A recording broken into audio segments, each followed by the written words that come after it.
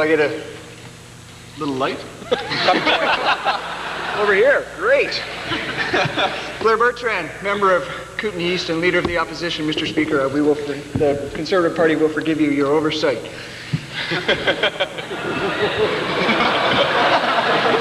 Not that we should. Mr. Speaker, since Confederation, Mr. Speaker, this country has been led by people of stately qualities. It was founded by that great man, Sir John A. Macdonald. Great man. In conjunction with our French other half, Sir Etienne Cartier, an equally great man. It's continued through trials and tribulations to be governed by stately people, through wartime, through depressions, through good times, through Trudeau.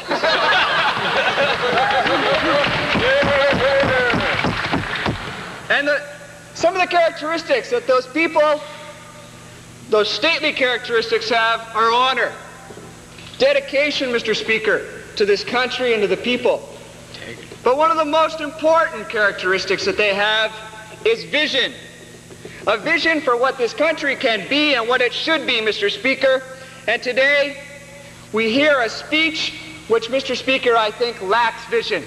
I think it is empty. Shame! No vision.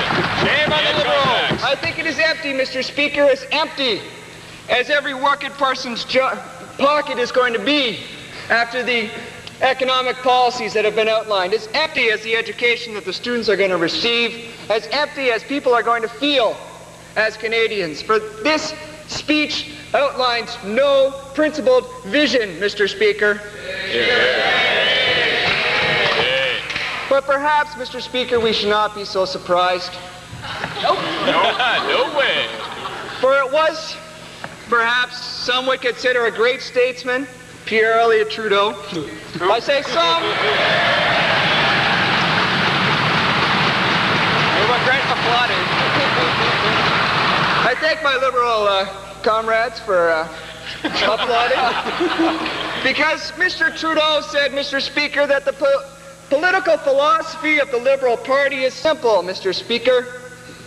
They may say anything, they may think anything. Oh, better yet, Mr. Speaker, they may think nothing, just simply put us into power because we govern better, said Mr. Trudeau. No, friends. Mr. Speaker, they may be in government, but they are still thinking nothing, Mr. Speaker.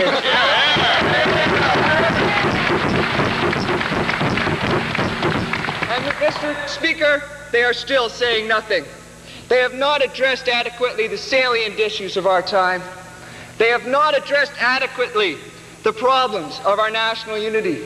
They have not acknowledged the dysfunctional family that we have here in Canada. And they have not brought any sort of remedial or sort of action to remedy this to our country. And neither have they adequately addressed the issue of the debt, Mr. Speaker. They have an economic policy, Mr. Speaker, but I think that in order to handle our economic policy, Mr. Speaker, we need to have money. In fact, we need to have control of our money. We can't have the International Monetary Fund controlling our money, Mr. Speaker. In fact, we need to get our debt under control, Mr. Speaker, and I find that the Liberals have not dealt with this. Now, in conclusion, I think that we should remember that if we set mediocre goals, Mr. Speaker, we will be less than mediocre. But if we strive for greatness, if we strive for the things that this country has always striven for, then we will achieve something that Canadians can be proud of, that we can be proud to hand on to the people that follow us, be proud to the immigrants that are coming to our shores and the people who have born here, that we can be proud to stand in the international community and say, we are Canada.